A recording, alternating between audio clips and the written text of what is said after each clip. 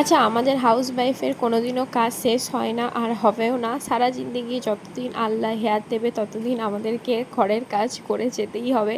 হ্যাঁ, house helper রেখেছিল ও husband, কিন্তু অর্ধেক দিন আসতো, অর্ধেক দিন আসতো না। সেই আমাকেই করতে হতো। ওই জন্য আমিই বারণ করে দিলাম যে দরকার নেই আমার হাউস হেল্পের।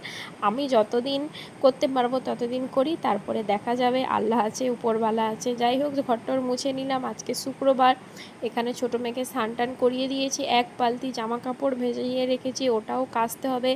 একদিন আমি কাপড় কাচিনি, তার মধ্যে এক বালতি কাপড় জমে গেছে। যেহেতু বৃষ্টি ওয়েদার, রোজই বৃষ্টি হচ্ছে, আর ওই জন্য কাপড়টা রোজ কাচতে পারছি না। রোজের রোজ কাপড় কেচে নিলে কি হয়, অতটা মানে কাপড় অত কাপড় জামা পড়ে না।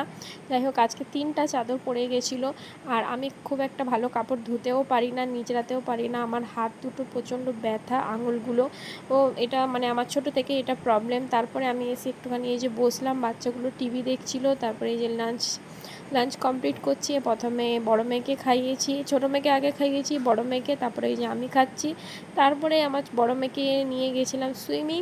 অবশ্যই যদি ভিডিওটা ভালো লাগে লাইক কমেন্ট শেয়ার করো। এখনের জন্য টাটা, বাই বাই, আল্লাহ হাফিজ।